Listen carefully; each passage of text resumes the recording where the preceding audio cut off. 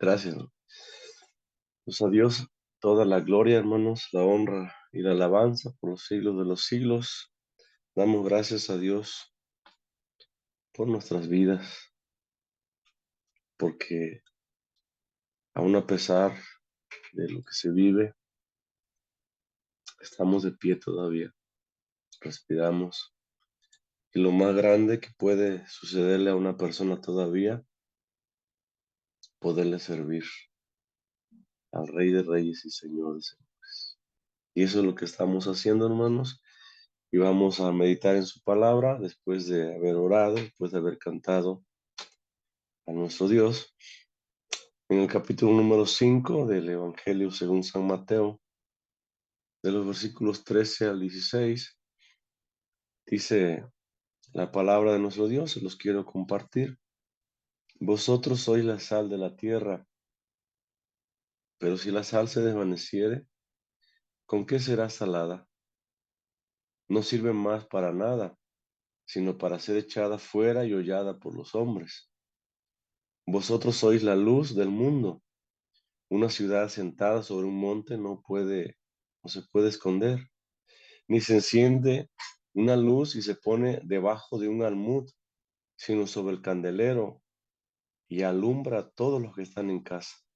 Así alumbre vuestra luz delante de los hombres, para que vean vuestras buenas obras y glorifiquen a vuestro Padre que está en los cielos. Nuestro Señor Jesucristo, hermanos, después de haber descrito ya en esas bienaventuranzas el carácter y las bendiciones de los hijos del reino, recordemos que cada una de esas bienaventuranzas están describiendo el carácter de los hijos del reino, pero también habla de las bendiciones que reciben esos hijos del reino. Ahora va a utilizar dos metáforas precisamente, la sal y la luz, para hablar de la influencia de los hijos del reino sobre el mundo. Es decir, los hijos del reino, hermanos, de los cuales somos parte cada uno de nosotros los creyentes, debemos de influenciar a este mundo en el cual nosotros estamos viviendo, con nuestra fe, con cada una de las cualidades y características que brotan de un corazón regenerado y redimido. Debemos de impactar, debemos de influenciar a este mundo decadente, a este mundo inmoral, a este mundo lleno de excesos, de vicios. Nuestro testimonio, hermanos, nuestra influencia debe de impactar a este mundo. Y es lo que Jesús va a hablar en estos momentos a través o por medio de estas dos metáforas de la sal y la luz. Y dice en el versículo número 13, vosotros sois la sal, dice, de la tierra. Recordemos que Jesús, hermanos, está dirigiendo a sus discípulos. Y Jesús habla de sus discípulos. Y Jesús dice que sus discípulos, que cada creyente es sal de esta tierra. Y podemos describir, hermanos, nosotros la sal o las características que la sal tiene. Pero para que podamos entender un poco más, es necesario remontarnos un poco o un mucho al tiempo de Jesús, al tiempo que se está escribiendo este evangelio, para ver la importancia que tenía este elemento, la sal, en la vida de las personas. La sal, aparte de dar ese sabor tan necesario en cada uno de los alimentos que nosotros ingerimos, y también las personas de este tiempo, la sal también tenía y tiene el poder de preservar, el poder de retardar y el poder de combatir la corrupción en algunos alimentos. Y eso es lo que podemos enfatizar precisamente en la sal. Ese poder de preservar, ese poder de retardar la descomposición de la carne cuando es llena de sal, poder combatir esa descomposición, esa corrupción en esos alimentos. De igual manera, hermano, Jesús dice, ustedes son la sal de la tierra. De la misma manera, el creyente verdadero de Jesús combate la corrupción que existe en este mundo. Y lo hace precisamente con su ejemplo, con su testimonio, con su vida y con la oración a favor de este mundo totalmente corrompido. Esa es la forma, hermanos, en que el creyente puede combatir esa corrupción, puede retardar esa corrupción y puede perseverar, perdón, de la corrupción a este mundo inmoral lleno de maldad. Cuando tú das un ejemplo de que realmente Cristo ha cambiado tu vida, cuando esa vida transformada por el Espíritu Santo se hace presente en una sociedad totalmente corrupta y tú vienes a ser esa persona distinta en medio de una sociedad totalmente decadente y corrupta. La gente te mira, la gente te observa, la gente ve la diferencia que tú como creyente estás marcando en esa sociedad. Y eso que la gente ve en ti distinto, diferente, hace que de alguna manera la corrupción no avance a pasos agigantados como debiera de estar avanzando.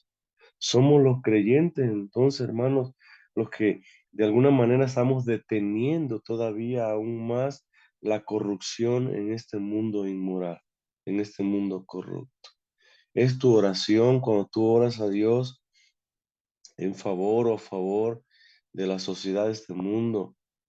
Es Dios también obrando para detener esa corrupción en la cual el mundo se va envolviendo cada vez más y más y más. Y podemos constatarlo, hermano, podemos ver cuánta maldad, cuánta corrupción hay allá afuera. Podemos ver cómo somos bombardeados con noticias, en verdad, hermanos, tristes, lamentables, de cómo hay ejecuciones a cada rato en cualquier lugar, hay levantamientos, hay de todo tipo de maldad en este mundo. Pero nosotros, hermanos, somos responsables de detener esa corrupción con nuestro ejemplo, con nuestro testimonio, con nuestra forma de andar, de hablar, de conducirnos. Cuando reflejamos verdaderamente a Cristo en nuestro corazón, en nuestra vida, el mundo perverso, el mundo malvado ve, observa, escucha y se detiene un poco. No es que se detenga totalmente, pero alcanzamos a detener la corrupción. Y Jesús lo dice, vosotros sois la sal de la tierra. Pero si la sal, dice, se desvaneciera, si la sal se hiciera insípida, sin sabor, sin esa propiedad de preservar, de combatir la corrupción, ¿con qué será salada? Es decir, la misma sal, ¿con qué puede recuperar o ser restaurada esas propiedades? Y Jesús mismo dice, no sirve más para nada. Cuando se pierde eso, dice, ya no sirve más para nada, sino para ser echada fuera y hollada, pisoteada por los hombres, porque ya no sirve para nada esa sal. Su sabor ya no lo tiene, se ha ido. Su poder preservador y combatidor de esa corrupción, ya no lo está en ella, ya no sirve para nada, solamente para ser derramada, tirada afuera en la tierra y que los hombres la pisoteen, porque ya no tiene ningún tipo de valor. Y así como la sal, hermanos, pierde su sabor y no se puede restaurar, dice Jesús, y es echada afuera y es pisoteada. Así entendamos de la misma manera los falsos discípulos que escucharon la verdad, oigan, que conocieron la verdad, que anduvieron en la verdad, pero nunca experimentaron esa transformación, esa regeneración en sus vidas. Estos falsos discípulos no pueden en ninguna manera ser renovados nuevamente. Aunque escucharon, aunque anduvieron, aunque vivieron en la verdad, pero nunca experimentaron esa regeneración, ese nuevo nacimiento en sus vidas, en sus corazones. Y no pueden ser renovados. Han perdido de repente su sabor, un sabor que ellos pensaban o decían o creían tener. Han perdido ese poder de preservar, de retardar la corrupción de este mundo inmoral, ese poder que ellos pensaban, creían tener, pero que nunca en sí un día lo tuvieron. Y no pueden ser nuevamente, entendamos, restaurados, renovados en ninguna manera. Ya no pueden ser restaurados.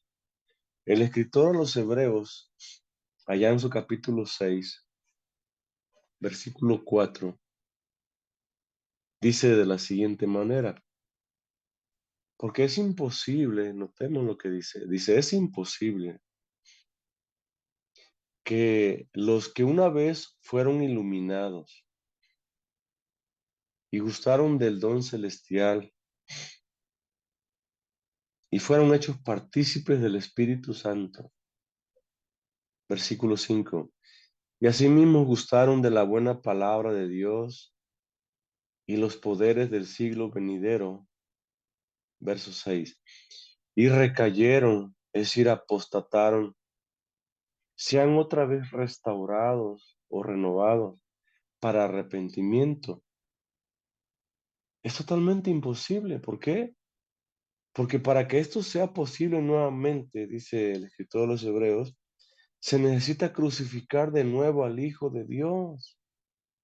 Para que ellos sean restaurados nuevamente, se necesita exponer nuevamente a Jesús a vituperio, al sufrimiento, todo aquello que Él ya hizo una sola vez y para siempre. Por eso es imposible que ellos nuevamente puedan ser restaurados nuevamente para un arrepentimiento.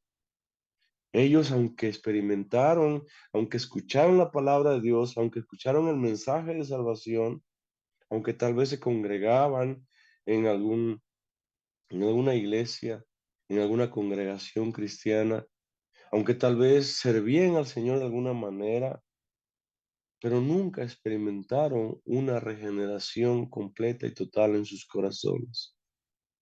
Ellos decían ser discípulos, pero realmente nunca lo fueron.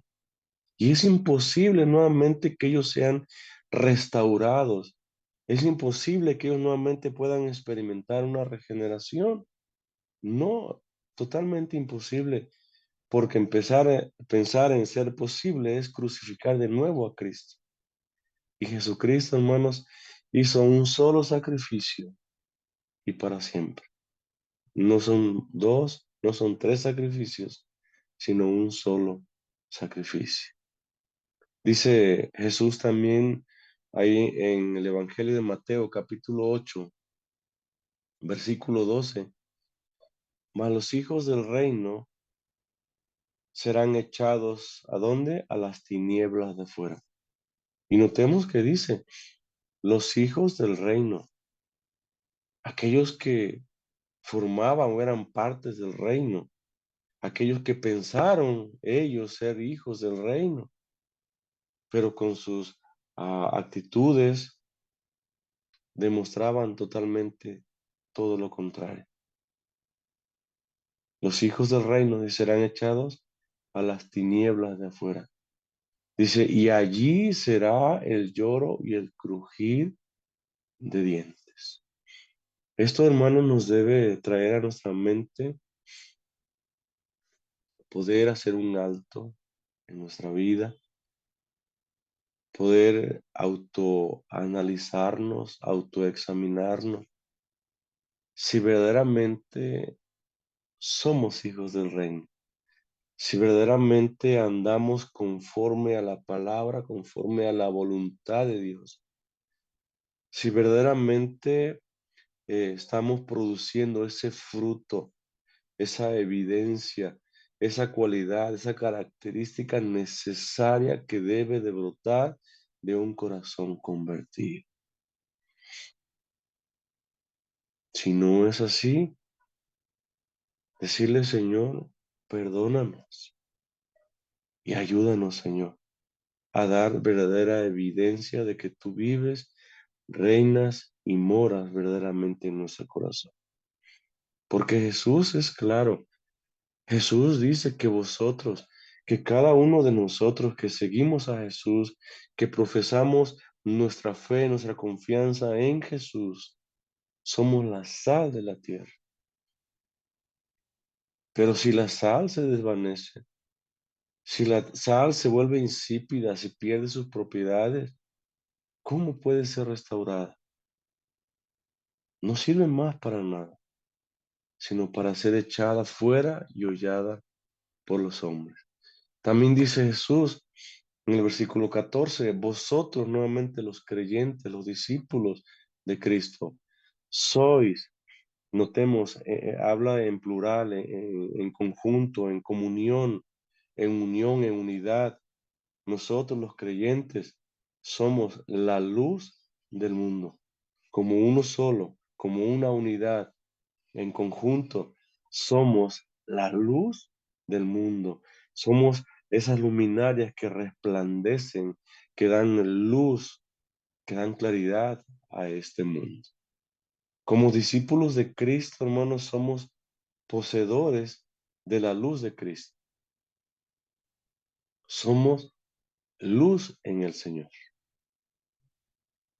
Y Pablo, hablando a los Efesios, en su capítulo 5, en el verso 28, dice de la siguiente manera, porque en otro tiempo erais tinieblas. Notemos hablándole a quienes, a los efesios, a los hermanos, a los cristianos y hablándonos a nosotros mismos el día de hoy. En otro tiempo, dice, entendamos, antes de venir a Cristo, eras parte de las tinieblas. Tú y yo y cada uno de los creyentes en un otro tiempo, en otro momento, antes de rendir nuestra vida al Señor, éramos parte del reino de las tinieblas.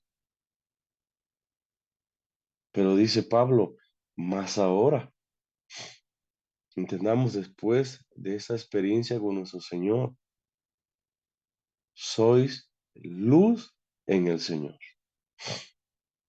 Ahora somos luz, hermanos, en el Señor. Ahora esa luz de Cristo está en nosotros y está con nosotros.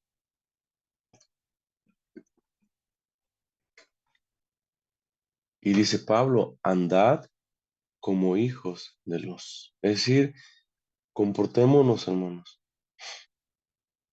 como verdaderos hijos de luz. Porque ya no somos del reino de las tinieblas. Ahora somos del reino de la luz, del reino del Señor. Andemos entonces, dice Pablo, conforme a esa luz. Cristo, hermano, es la luz verdadera. Cristo es la luz original de este mundo, porque Jesús así lo dijo. Jesús así lo enseñó a sus discípulos. Allá en el Evangelio de Juan, capítulo 8, verso 12, dice, otra vez Jesús les habló diciendo, yo soy la luz del mundo. Notemos, dice, yo soy la luz del mundo. El que me sigue, el que viene a mí, el que confía en mí, no andará en tinieblas, sino que tendrá la luz de la vida. Y nosotros, hermanos, que hemos rendido nuestra vida al Señor, nosotros que hemos venido al Señor, tenemos esta luz, la luz de la vida, la luz de Jesús. Esa es la luz, hermanos, que nosotros ahora reflejamos al mundo. La luz de Cristo, porque Cristo es la luz. Nosotros somos, en un sentido, esa luz secundaria. Nosotros reflejamos la luz de Cristo. Nosotros en sí no somos la luz. Cristo es la luz y nosotros reflejamos esa luz. Pero la vamos a reflejar, hermanos, mientras estemos unidos a Cristo. Mientras estemos con Cristo, estaremos reflejando la luz de Cristo. Porque Jesús mismo, recordemos que dijo, separados de mí, nada podéis hacer. Mucho menos reflejar al mundo su luz.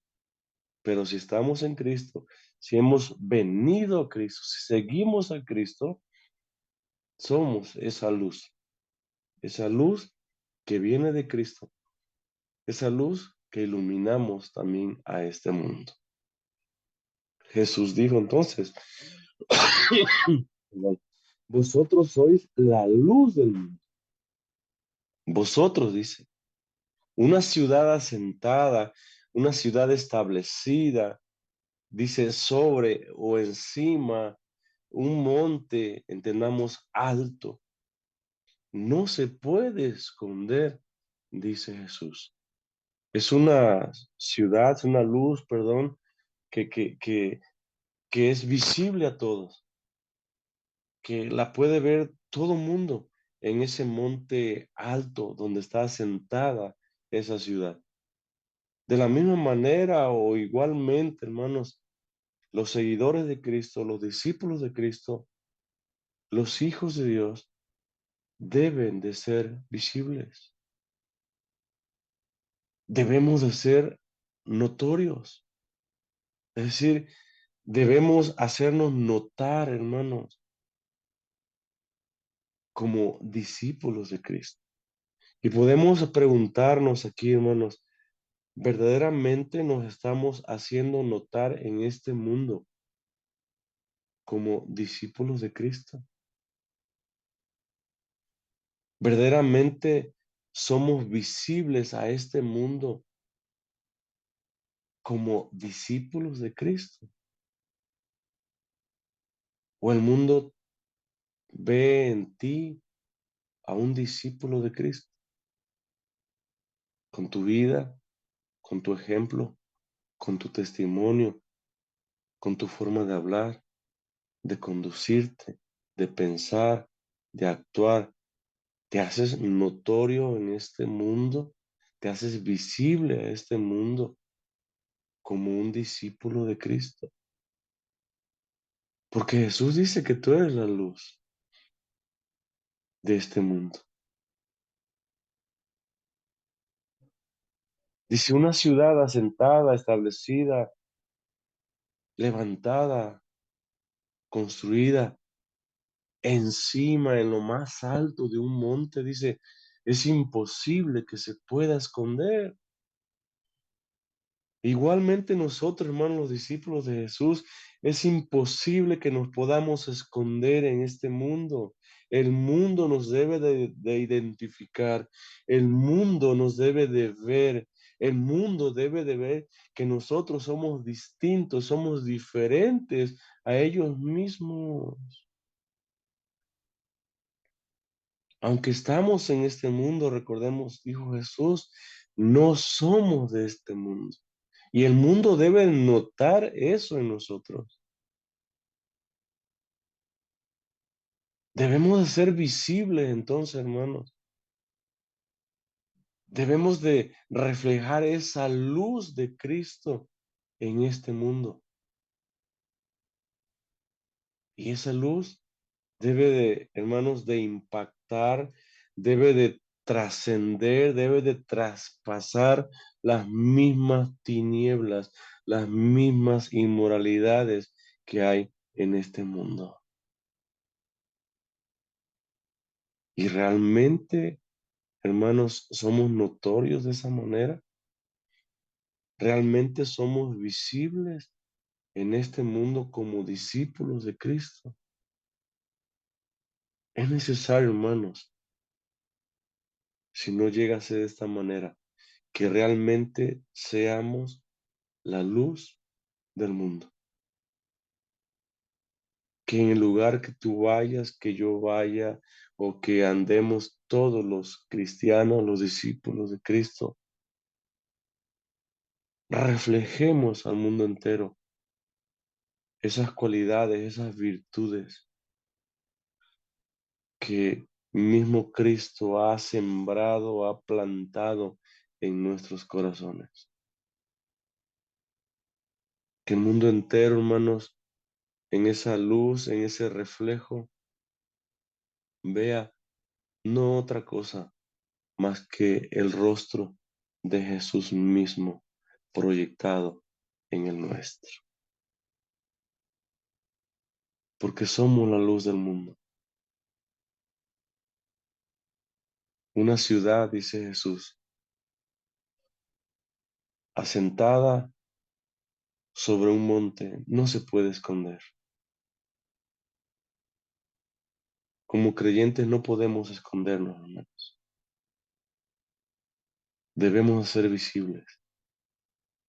Debemos ser notorios en este mundo. Dice Jesús en el versículo 15, ni se enciende una luz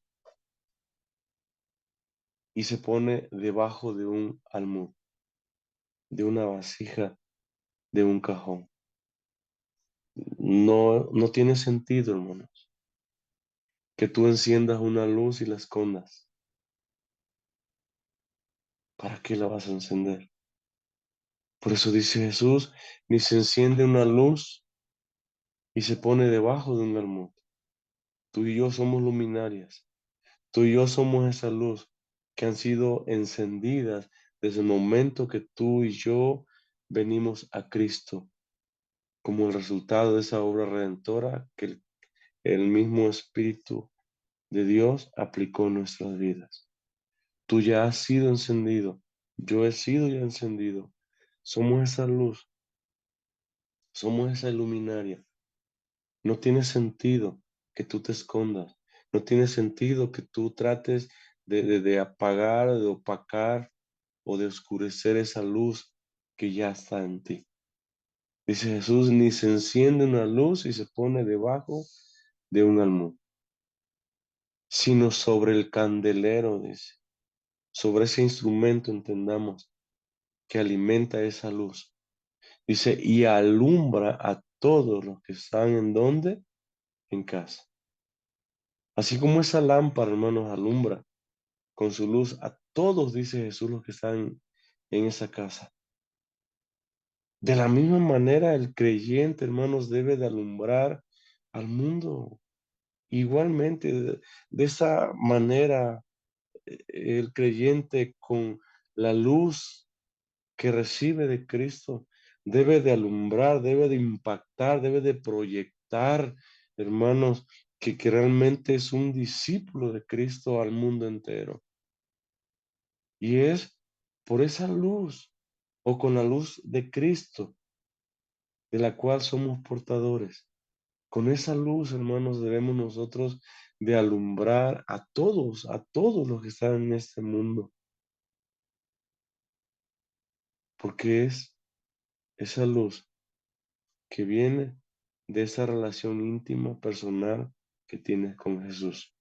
Eso es lo que tú proyectas, eso es lo que tú reflejas, eso es lo que tú iluminas y eso es lo que el mundo ve en ti. Versículo 16 dice, así o igual o de la misma manera, alumbre vuestra luz delante de los hombres, así como esa luz que se introduce en ese candelero, perdón, y es puesto en alto y alumbra a todos los que están en su casa, en esa habitación, en ese cuarto. Así de la misma manera dice, la luz que viene de Cristo, la luz que está en ti, la luz que habita en ti, alumbre, dice, delante de los hombres. Y hay un para qué, para que vean, dice, quiénes, los hombres, el mundo inconverso, vuestras buenas obras, dice Jesús. Vuestras buenas obras, notemos, hermanos, son vistas y producirán gloria al Padre cuando andamos en la luz de Cristo. Cuando tú andas en esa luz de Cristo, esas obras son vistas y producirán gloria al Padre. Así dice, alumbre vuestra luz delante de los hombres, para que vean quiénes los hombres, el mundo entero, el mundo de inconversos, puedan ver vuestras buenas obras y glorifiquen a vuestro Padre, dice que está en donde, en los cielos. El mundo inconverso, hermanos, glorificará, exaltará, alabará a vuestro Padre cuando vuestra luz o la luz que hay en ti muestre, saque a evidenciar tus buenas obras. Obras también por causa de la luz. Y es en ese momento, hermanos, cuando estos hombres, estos inconversos glorificarán a vuestro Padre que está en los cielos. Cuando esa luz que hay en ti muestre, evidencie tus buenas obras que haces por causa de andar en esa luz. Estas buenas obras en las cuales debemos andar cada uno de nosotros como creyentes, las cuales ven los hombres. Es una obediencia, hermanos, primeramente, o tiene que ver con una obediencia total a la ley moral de Dios. Lo vemos en su contexto posterior, Jesús hablando en el versículo 17 de Mateo 5, dice, no penséis que he venido para abrogar la ley o los profetas. No he venido para abrogar, sino para cumplir la ley. Entonces entendamos estas buenas obras en las cuales debemos de andar cada creyente y las cuales ven los hombres inconversos. Es esa obediencia, hermanos. Es esa sujeción en la cual tú andas a la ley moral de Dios, a su palabra.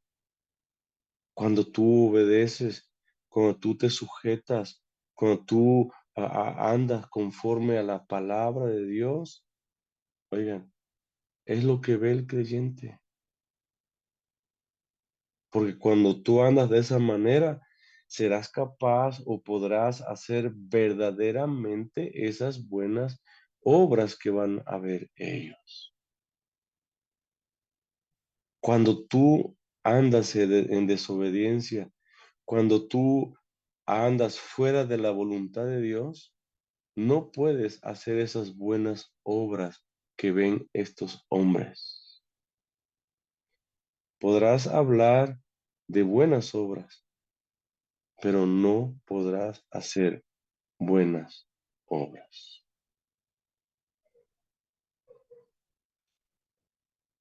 Es tu obediencia a la palabra de Dios.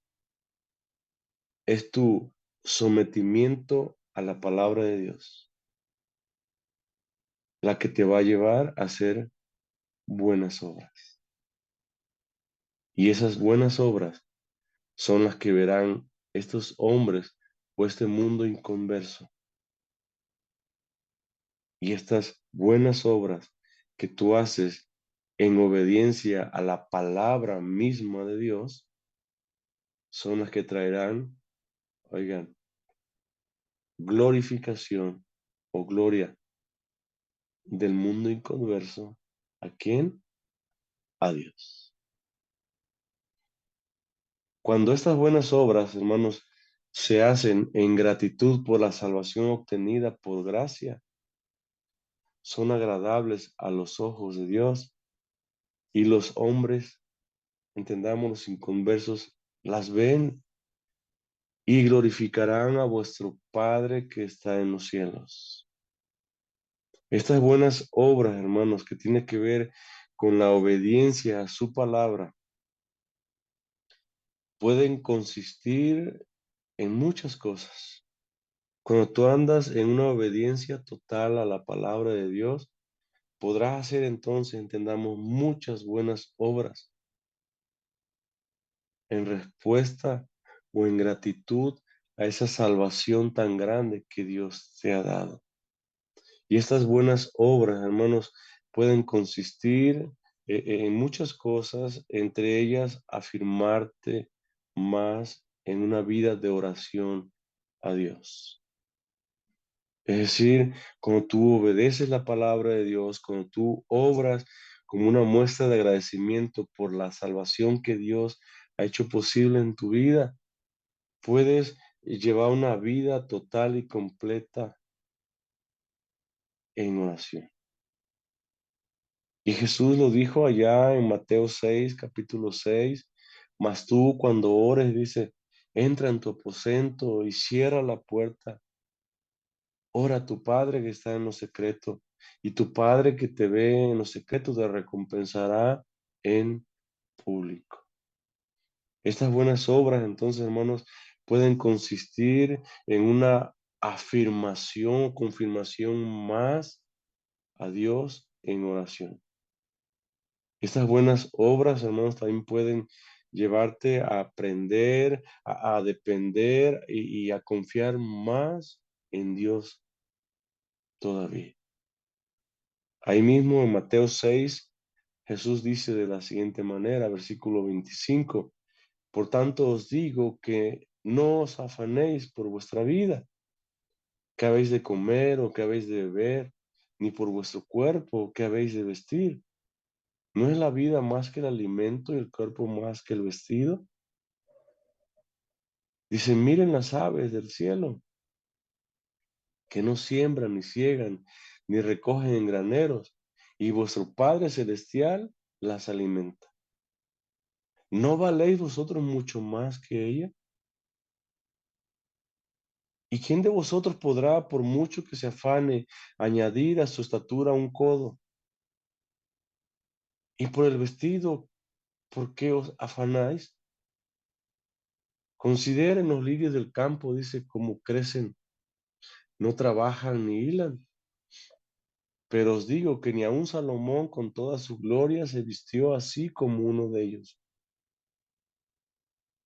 Y si la hierba del campo, que hoy es y mañana se echa en el horno, Dios la viste así, ¿no hará mucho más a vosotros, hombres de poca fe? No os afanéis pues diciendo qué comeremos o qué beberemos o qué vestiremos, porque los gentiles buscan todas estas cosas, pero vuestro Padre Celestial sabe que tenéis necesidad de todas estas cosas. Mas buscad primeramente el reino de Dios y su justicia, y todas estas cosas os serán añadidas. Así que no os afanéis por el día de mañana, porque el día de mañana traerá su afán. Basta a cada día su propio mal. Y esta porción de la Escritura, hermano, nos habla de una confianza en el Señor, de una dependencia en el Señor. de poder confiar, hermanos, totalmente o ciegamente en nuestro Padre Celestial. Si Él es capaz de alimentar las aves, con más razón te va a alimentar a ti. Si Él viste, hermanos, la hierba, las flores del campo y de qué manera, con qué colores tan preciosos lo hace, te podrá también vestir a ti. ¿Por qué afanarte? Y estas buenas obras, entonces, hermanos, que el mundo de creyentes hace como una respuesta, una gratitud por esa salvación, también tiene que ver con aprender a depender y confiar más en Dios, en orar más a Dios, en aprender a depender más y confiar más en Dios, aún en momentos difíciles y adversos de nuestra vida. Otra buena obra tiene que ver también en ayudar a los necesitados. Allá Jesús también hablando en Mateo 25, verso 34, dice, entonces el rey dirá a los de su derecha, venid benditos de mi Padre, heredad el reino preparado para vosotros desde la fundación del mundo, porque tuve hambre y me dices de comer, tuve sed y me dices de beber, fui forastero y me recogiste, estuve desnudo y me cubriste, enfermo y me visitaste, en la cárcel y viniste a mí. Entonces los justos le responderán diciendo, Señor, ¿cuándo te vimos hambriento y te sustentamos? ¿O sediento y te dimos de beber? ¿Y cuándo fuiste forastero y te recogimos? ¿O desnudo y te cubrimos? ¿O cuándo te vimos enfermo o en la cárcel y vinimos a ti? Respondiendo el rey les dirá, de cierto os digo, que en cuanto lo hiciste a uno de estos mis hermanos más pequeños, a mí dice, lo hiciste. Ayudar a los necesitados, ayudar a aquel que tiene hambre, que tiene necesidad de algo, hermanos. Son buenas obras que hechas de un o con un corazón regenerado son aceptables, son agradables a Dios y son vistas también por los hombres. Es inevitable, hermanos, totalmente inevitable que algunas de estas buenas obras que tú haces cuando oras, ya sea en privado o públicamente, cuando llevas una vida de oración y el mundo y converso se da cuenta, porque se da cuenta, es inevitable que no se dé cuenta, es inevitable que estas buenas obras no sean vistas por los hombres. Cuando tú confías en Dios, aún en la adversidad, el inconverso se da cuenta. Cuando estás en tribulación, en angustia, en aflicción, cuando estás en enfermedad y dices, mi Dios me sanará, mi Dios va a proveer, mi Dios me va a dar lo que yo necesito. Y el mundo inconverso escucha y ve esa confianza y dependencia de ti para con el Señor. Glorificará a nuestro Padre. Ellos notarán la confianza tuya en los momentos difíciles, adversos. Ellos se asombrarán de lo que el creyente, hermanos, es capaz de hacer por ayudar a algún enfermo, a algún necesitado, aún en situaciones de alto riesgo, poniendo en riesgo su propia vida. Ellos lo notarán, ellos se asombrarán,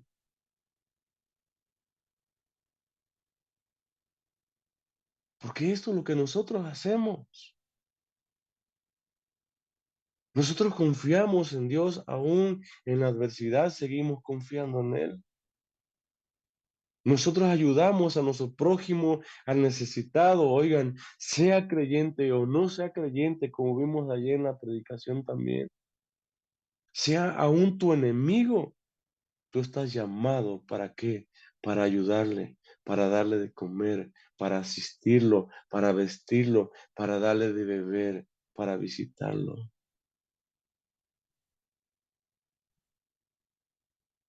Si alguien está en riesgo,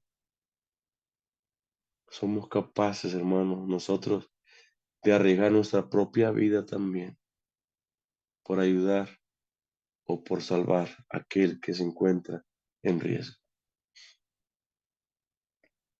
Y es inevitable, entonces, hermanos, entendamos que algunas de todas estas buenas obras que tú estás haciendo no sean vistas por los hombres. Es ilógico. Ellos ven, aunque hacen muchas veces que no ven, ellos ven. Aunque hacen que no escuchan, ellos escuchan, hermano. Y en su momento, bajo la influencia del Espíritu Santo, hermano, darán a Dios la reverencia, la gloria, la honra y la alabanza. Cuán importante entonces es, hermanos, que esa luz muestre nuestras buenas obras. Y cuán importante, hermanos, es entonces que verdaderamente andemos en esas buenas obras. Porque son esas buenas obras las que Dios utilizará en su momento para que inconversos vengan a sus pies. Por eso obremos, hermanos, de esta manera. No nos cansemos de hacer el bien de su palabra, porque a su tiempo segaremos. No te canses de hacer el bien, aunque no te lo agradezcan, aunque tú veas que no te lo valoran. No te canses de hacer el bien. No te canses de hacer buenas obras. No te canses de orar. No te canses de confiar más y más y más en Dios, aunque la situación vaya mal o de mal en peor. Tú sigue confiando en Dios hasta el último respiro de tu vida. Sigue confiando en Dios. No te canses de hacer el bien a las personas, aunque en su totalidad son malagradecidas, hablando del mundo inconverso. Aunque tal vez nunca te lo van a agradecer o valorar, no te canses de hacer el bien. Porque recuerda que es en el momento, es en el tiempo de Dios. No es ni en tu momento, ni es en el tiempo tuyo. Cuando eso que tú hiciste, Dios lo va a utilizar para el bien de este inconverso y caerá totalmente rendido a los pies del Señor. A lo mejor tú vas a obrar, vas a hacer muchas cosas buenas en pro y a lo mejor no alcances a ver la conversión de algunos inconversos por causa de tus obras, de tu trabajo, de tu esfuerzo, de tu sacrificio que haces por amor a Dios. Ya no lo alcances a ver, pero alguien más lo va a ver. A lo mejor tus hijos, tus nietos, un día vean el resultado de ese obrar tuyo conforme a la palabra y voluntad del Señor. Recordemos entonces, hermanos, que somos sal y somos luz de este mundo. Andemos como luz y actuemos como esa sal que da sabor, que da sazón, hermanos, que preserva de la corrupción, que ayuda a detener de alguna manera, no sé cómo, pero de alguna manera ayuda a detener que el mundo inconverso se hunda más y más y más todavía en ese pecado que nunca tiene ni tendrá fin. Que Dios nos bendiga, mis amados hermanos. Amén.